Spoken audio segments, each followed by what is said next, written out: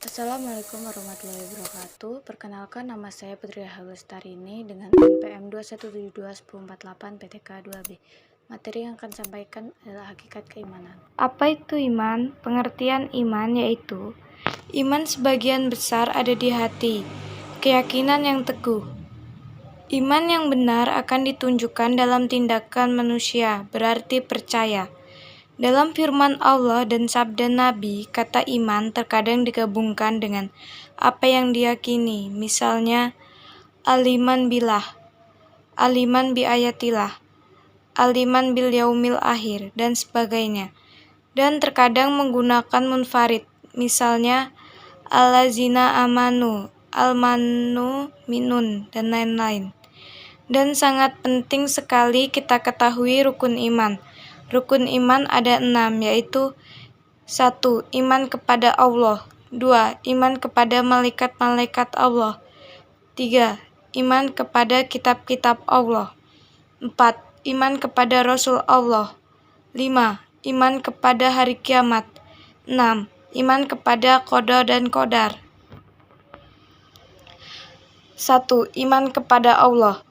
Umat muslim diminta untuk percaya dan mengimani bahwa satu-satunya Tuhan yang patut disembah hanya Allah Subhanahu wa Ta'ala, dan dijelaskan dalam hadis berikut ini. Berimanlah kamu kepada Allah dan malaikatnya, dan kitab-kitabnya, dan utus-utusannya, dan hari kiamat, dan imanlah kamu kepada kepastian Allah dalam baik dan buruknya. Hadis Imam Nawawi dalam Arba'in.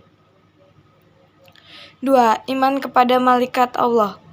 Umat muslim diminta untuk mengimani malaikat Allah. Malaikat sendiri diciptakan Allah dari cahaya, di mana dari sekian banyak jumlah malaikat yang diciptakan Allah, kita diminta untuk mengetahui 10 malaikat, yakni malaikat Jibril, Mikail, Israfil, Israil, Munkar, Nakir, Rokib, Atid, Malik, dan Ridwan. 3. Iman kepada kitab-kitab Allah. Allah menurunkan kitab suci kepada Nabi dan Rasul untuk membimbing umat-umatnya. Bagi Muslim, kita diwajibkan untuk mengimani setiap ayat dalam Al-Quran. Lewat Al-Quran, kita mengetahui dasar-dasar dalam berperilaku di dunia sebaik-baiknya sebagai Muslim. 4. Iman kepada Rasul Allah. Muslim wajib untuk mengimani Rasul-Rasul Allah. Rasul sendiri adalah seorang utusan Allah yang diberinya wahyu. Berbeda dengan Nabi, wahyu yang diberi Allah kepada Rasulnya diperintahkan untuk disebarkan kepada umat. Oleh karenanya, tidak semua Nabi adalah Rasul, tapi semua Rasul sudah otomatis adalah seorang Nabi. Iman kepada hari kiamat. Muslim diwajibkan untuk mengimani bahwa hari akhir benarlah ada. Pada hari itu, seluruh amal kebaikan dan keburukan akan dihisab dan ditimbang dengan seadil-adilnya. Jika amalan baikmu lebih berat dari amalan burukmu, maka hadiah surga akan menanti. Namun jika sebaliknya, maka ganjaran nerakalah yang akan diberikan. 6. Iman kepada qada dan qadar. Rukun iman yang terakhir. Allah Subhanahu wa Ta'ala memerintahkan umat muslim untuk mengimani takdir baik, yaitu qada, dan takdir buruk, yaitu qadar. Menurut Syekh Muhammad bin Shalih Al-Utsaimin rahimahullah, qadar dalam bahasa diartikan sebagai takdir, sedangkan qadar adalah hukum atau ketetapan. Tiadalah suatu bencana yang menimpa bumi dan pada dirimu sekalian, melainkan sudah tersurat dalam kitab Lahul Manfus dahulu sebelum kejadiannya. Al-Hadid 2. Allah melihat hakikat manusia, menghukumi dengan apa yang nampak. Allah Maha Tahu, jadi Allah melihat semua esensi. Oleh karena itu, bagi Allah, orang-orang munafik, atau artinya nifaq itikadi, adalah kafir, karena hati mereka kafir. Bahkan Allah menjanjikan mereka hukuman yang lebih pedih karena melakukan 2 kesalahan sekaligus.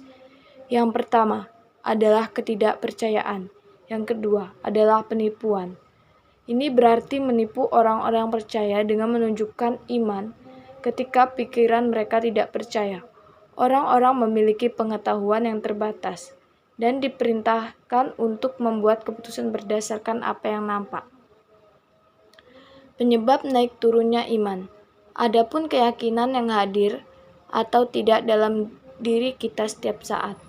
Terserah kita untuk mengingat atau lengah. Ketika ada iman yang kuat di hati kita, itu akan mendorong kita untuk berbuat baik dan meninggalkan apa yang tidak baik. Sebaliknya, ketika kita berpuas diri dan melupakan apa yang kita yakini, kita bisa tergoda oleh godaan untuk melakukan hal yang salah. Potensi kejahatan yang nyata telah diberikan kepada manusia oleh Tuhan. Seperti juga potensi untuk kebaikan. Hanya saja setan selalu mencari cara untuk membisikkan ajaran untuk mencelakai umat manusia.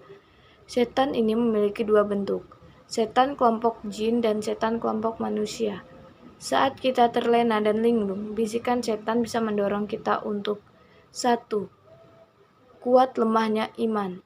2. Hadir dan tidaknya iman. Yang pertama artinya, seberapa kuat keyakinan seseorang bisa berbeda dari satu orang ke orang yang lain. Ini sangat berpengaruh oleh pemahaman atau pengertian. Cara menetapkan hakikat iman sehari-hari. Seperti yang kita ketahui di era modern ini, banyak masalah dan tantangan terjadi dalam kehidupan berbagai bidang. Masalah ini di dunia modern adalah tantangan utama bagi umat Islam yang menjadi pemecah masalah dan bukan bagian dari masalah. Kepercayaan dan moralitas bukanlah hal statis dan dinamis. Keyakinan dan takwa menjadi dasar serta inspirasi untuk kemajuan. Tidak cukup bagi umat Islam untuk percaya pada keberadaan dan kekuatan Allah saja, tetapi harus menunjukkan perilaku saleh, yaitu hal-hal baik yang akan membawa keuntungan besar bagi makhluk hidup. Untuk membariskan sedekah dan saling membantu. Keyakinan dan takwa merupakan landasan manusia untuk menghadapi berbagai permasalahan dan tantangan hidup. Sekian penjelasan dari saya. Wassalamualaikum warahmatullahi wabarakatuh.